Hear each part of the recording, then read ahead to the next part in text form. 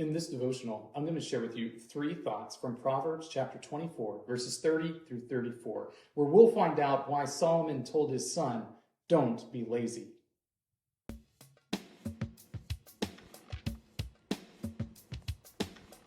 Proverbs chapter 24, verses 30 through 34 says, "I passed by the field of a sluggard, by the vineyard of a man lacking sense, and behold, it was all overgrown with thorns. The ground was covered with nettles, and its stone wall was broken down. Then I saw and considered it. I looked and received instruction, a little sleep, a little slumber, a little folding of the hands to rest, and poverty will come upon you like a robber, and want like an armed man." I think we know that it's not good to be lazy. I think that's sort of built in. It's certainly built into American culture where we have this residual Protestant work ethic that says, keep working no matter what. But that is built right into the text of Scripture. This concept that work is something that is commanded by God from the very creation before the fall, all the way till now. We have to make sure that we are diligently working regardless of our situation. Here are 3 thoughts from Proverbs 24, verses 30 through 34. Don't be lazy.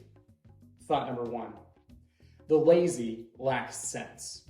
It's the lazy person who just isn't wise. A lazy person fails to realize that the future is coming, and you don't know exactly what the future holds. So, if you have the opportunity to work now, you should take it. You should diligently work in whatever way you are able, because you never know what tomorrow brings. The future is a threat, but also an opportunity. And if you are faithfully working and avoiding that great temptation of being lazy, then you can demonstrate that you've actually got some sense, that you have some wisdom, and you realize that none of us know exactly what the future holds. Thought number 2, attend to your work. We all know that there are certain things that we can do to make sure that we are prepared for what's coming up in life. There are ways that we can hedge against the unknown. You do things like save a little money. You do things like avoid debt. You do things like make sure you have a good reputation in the community. You do all of those things so that way, regardless of what comes in the future, you will be able to manage it and handle it. If you don't attend to your work, though, what happens is that your work gets away from you. What happens to the vineyard that Solomon passes by? What does he see? He sees that what should have been a thriving agricultural practice had been let to fall into disrepair.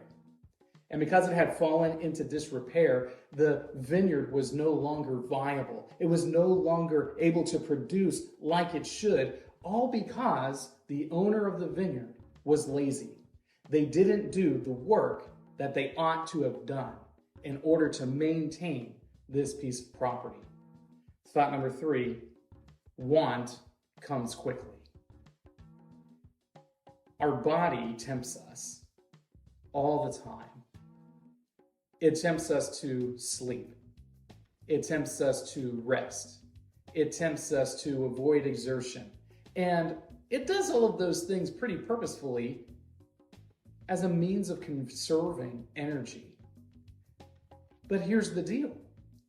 If all you ever do is rest, if you don't ever do the work that you need to get done, what ultimately happens is your needs multiply. And as your needs multiply, then you are no longer able to take care of yourself. You're no longer able to meet your various responsibilities. Want comes on quickly. It comes on without notice, and it comes on so fast that you won't be able to manage the unforeseen things happening in life. Because of that, you need to make sure that you are not being lazy. These three thoughts come from the assigned reading of Proverbs chapters 23 and 24. If you'd like to read through the Bible with me, you can do so by joining the Facebook group Through the Bible, where we are reading the text of Scripture together.